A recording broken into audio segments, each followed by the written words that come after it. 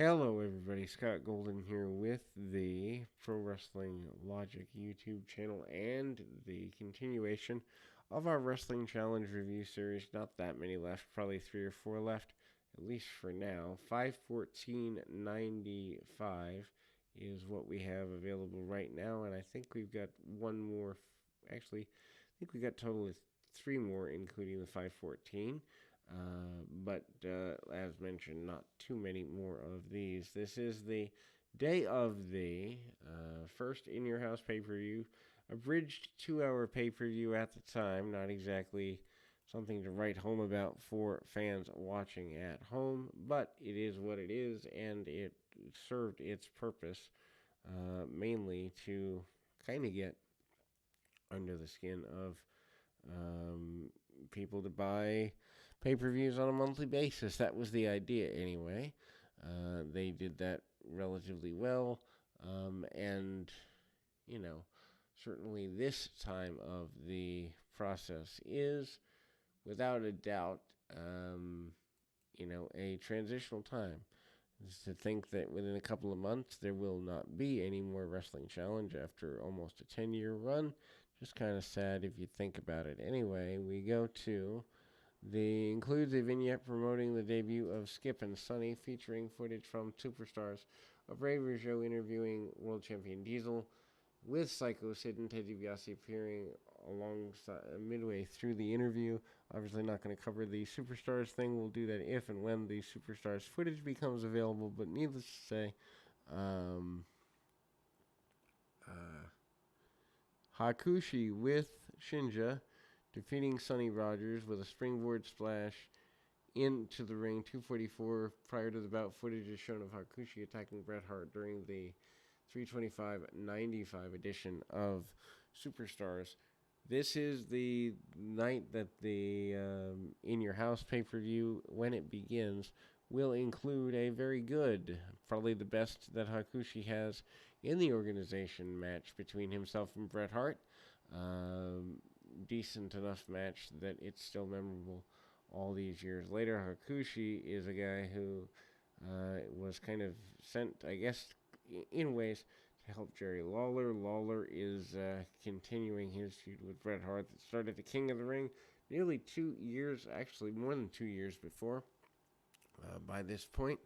And, Hakushi not exactly totally overly challenged by his work here in the WWF. Just doesn't translate well with his Japanese, more, I guess you'd say, strike-based style. Not really quite sure what to call it, but it's here. And needless to say, Hakushi is unique talent. Sonny Rogers is pretty basically assertive and gets beat around pretty good by Hakushi. Here, Hakushi takes his man in. Shinja is, I guess, also at the time meant to be a bit of a translator for Hakushi in real life, as Hakushi's English is limited. Hakushi hits the springboards, also hits a bunch of whips out of the corner, and basically a second rope splash, and gets the victory here. We move to, after this contest, an Atom Bomb match with the Phantom. This isn't the only time that these two guys do battle here. The Black Phantom, obviously a guy in a black mask, either Barry Hardy or Dwayne Gill at the time. Atom Bomb still kind of doing the babyface thing, trying to get some last-minute babyface run. He is kind of run out by the Clique, if you believe his story from various shoot interviews over the years. Top rope clothesline, more elbow drops, and Atom Bomb in pretty complete dominant control of the match, as it were, trying to keep things going his way. Bomb, though, managing to get some aggression out and ultimately gets the victory with the slingshot clothesline among the maneuvers that puts his opponent away. We then go to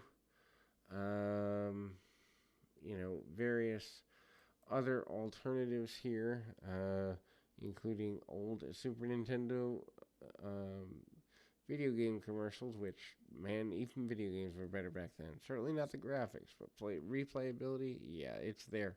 We get Jean-Pierre Lafitte, who is relatively new to the WWF at the time, trying to, I guess, spice up his career, getting a enhancement talent match or two here. His opponent happening to be, on this particular occasion, Butler Stevens. Hits him with a cannonball, 2 minutes 38 seconds. Obviously, Jean-Pierre Lafitte is otherwise known as Quebecer Pierre at the time. He doesn't get everything he wants out of the match, but a very one-sided squash. And the cannonball from a guy his size, over 6 feet at the time, pretty big deal for him.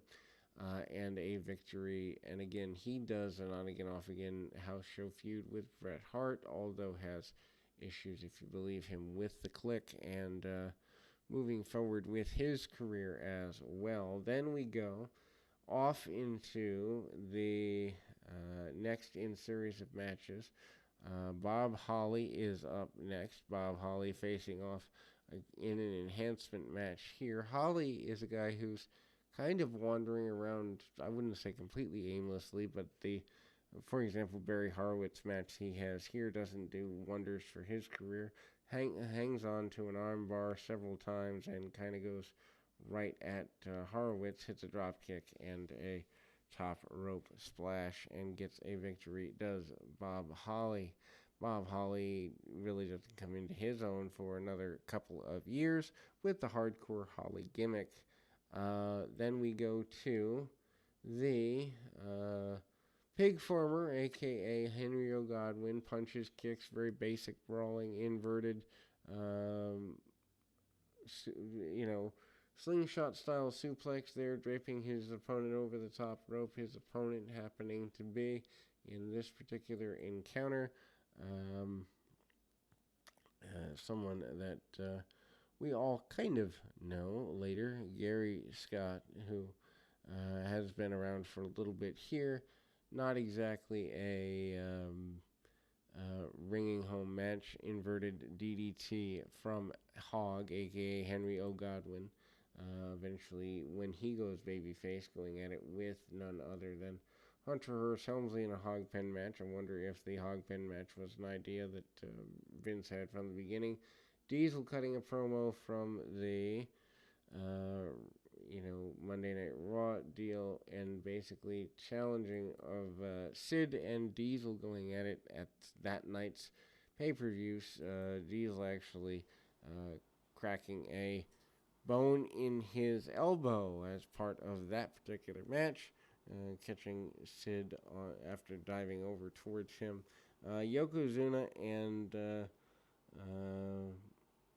Yokozuna and Owen Hart, your tag team champions, are here. They do some double teaming, but Owen takes the majority of the match because Yoko getting out of shape. One of the enhancement talents gets a hip toss or two on Owen Hart. Nothing to get too complicated about, but the tag team champions are in control here, and we move forward into the win, including a sharpshooter from Owen Hart. We will be back with more right after this.